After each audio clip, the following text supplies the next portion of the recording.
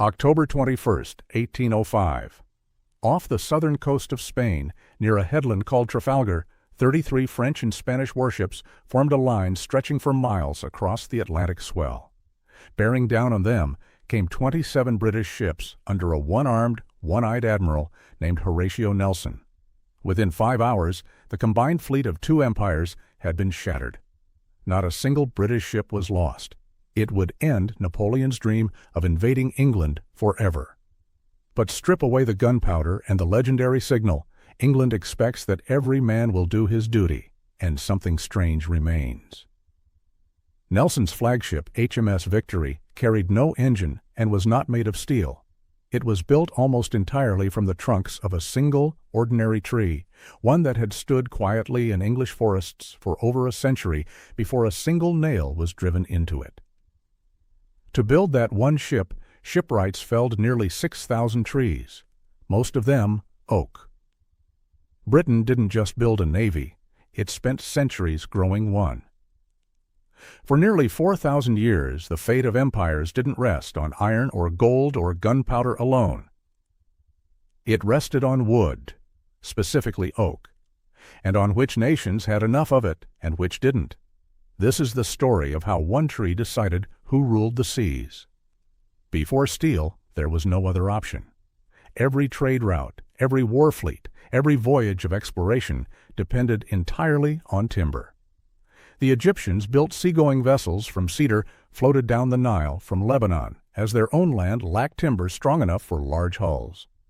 The Phoenicians built their trading fleets from Lebanese cedar and oak, and it was this wooden fleet, more than their armies, that let a small coastal people dominate Mediterranean trade for centuries. Rome learned the lesson hardest. During the First Punic War, in 260 BCE, Rome had almost no navy, a land power suddenly forced to fight a sea power on its own terms.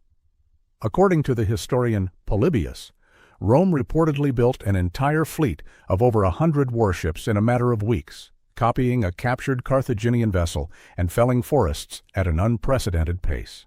Rome went on to defeat the greatest naval power in the Mediterranean, not because its sailors were more so skilled, but because its foresters and shipwrights could outproduce Carthage almost overnight. The lesson was already written into the grain of the wood. The empire that could turn trees into ships fastest tended to win. Of the hundreds of tree species available to European shipbuilders, one kept rising to the top. Oak was dense, strong under both tension and compression, and resistant to splintering under cannon fire, a quality that could mean the difference between a crew surviving a broadside or being torn apart by flying wooden shrapnel. Shipwrights also prized compass timber, oak that had grown crooked along a hillside or riverbank, because a naturally curved piece of oak was far stronger than a straight plank forced into a curve. Oak also resisted rot longer than softer woods, which mattered for ships expected to stay seaworthy for decades. This made oak a strategic resource, nearly as valuable, in its own way, as the gold flowing back from the Americas. Foresters learned to spot a bent oak decades before it would ever be cut, sometimes marking a tree for a specific ship part, a futtock or a stem post, 20 or 30 years before a shipwright would lay eyes on it. It was one of the longest, most patient supply chains in history, a chain of custody from an acorn in the soil to a cannon roaring across the channel a century later. As Spain and Portugal reached for empire in the 15th and 16th centuries, demands on timber multiplied. A single galleon might require timber from over 2,000 mature oak trees. Spain's American empire, the silver of Potosi, the trade routes to Manila, depended entirely on galleons built from oak forests in northern Spain, and later the Americas.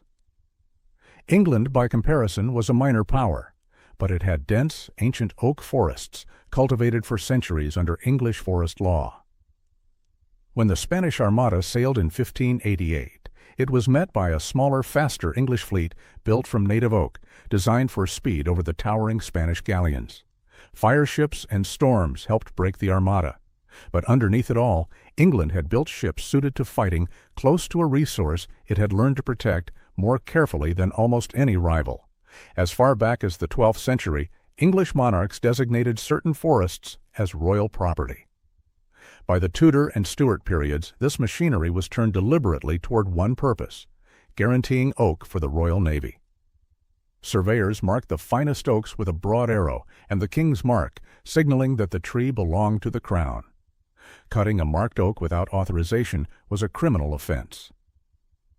In 1664, the writer John Evelyn published Silva, warning that England's oak forests were being consumed faster than they could regrow. His book became hugely influential, urging landowners to replant oak specifically to secure the nation's future at sea. For 2 centuries afterward, planting oak was framed as an act of patriotism, and some British estates today still hold oak groves planted in the 18th century at the Admiralty's request. A single 74-gun warship required roughly 2,000 mature oak trees, each needing 80 to 120 years of growth before it was fit for shipbuilding. A nation couldn't simply decide to build a navy. It had to have planted the forest a century earlier. By the 18th century, Britain's demand for naval oak was outpacing what its own island could sustainably supply. What followed was a quiet, largely bloodless arms race, not for gold or spices, but for trees. Timber, tar, pitch, and hemp became some of the largest categories of goods moving through Britain's ports. Losing access to this supply, even briefly, was treated by the Admiralty as a genuine security crisis. Britain imported vast quantities of oak from the Baltic, from present-day Poland, Lithuania, Latvia, and Russia, through ports like Danzig and Riga, and conflicts affecting the Baltic Sea directly threatened the fleet's ability to be repaired at all. Meanwhile, colonial charters in New England reserved the tallest white pines, over 24 inches in diameter, for Royal Navy masts, marked again with the broad arrow and forbidden to colonists. The policy was deeply resented and helped fuel a series of armed confrontations in New Hampshire in 1772, remembered locally as the Pine Tree Riot years before the Revolution formally began. A single tree could provoke rebellion, not for what it was, but for who was allowed to own it. Live oak forests along the American South, prized for extraordinary density, later supplied the young American Navy's own frigates, including USS Constitution, whose hull proved so resistant to cannon fire in the War of 1812 that sailors nicknamed her Old Ironsides, believing enemy shot was simply bouncing off her sides. The environmental toll was real. Britain's ancient woodlands were reduced significantly by the combined pressure of shipbuilding, ironworking, and agriculture. Forests that had taken centuries to grow, felled within decades.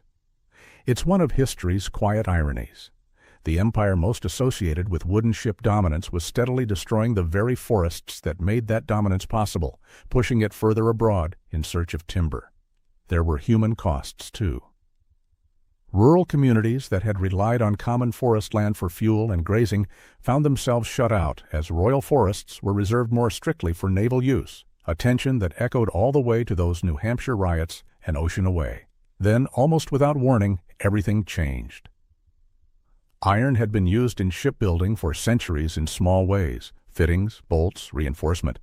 But an entire hull built from iron seemed absurd for a long time. Iron, after all, sinks. It took advances in steam engineering and metallurgy through the early 19th century to make an all-iron warship practical. In 1860, Britain launched HMS Warrior, the first iron-hulled, armor-plated warship in the Royal Navy, a vessel so advanced that naval historians consider it to have rendered every wooden warship in the world obsolete the moment it entered service. 2 years earlier, the French ironclad La Gloire had already forced the debate into public view, and it was confirmed for the world during the American Civil War, when USS Monitor and CSS Virginia fought each other to a standstill at Hampton Roads in 1862, a battle that made clear the wooden warships era was ending. For sailors who'd spent careers aboard oak-hulled ships, the change was disorienting. Wooden ships had a particular sound in battle, timber groaning under strain, solid shot burying itself in thick oak rather than punching through. When wooden hulls were tested against iron plating, cannonballs that once would have splintered through feet of oak simply shattered or bounced away. Centuries of accumulated knowledge about hull strength and ship design were rendered obsolete within a single decade. The end of the Oak Age didn't happen all at once. It happened ship by ship. The closing chapter of a 4,000-year story that had decided more than any king or general who ruled the seas.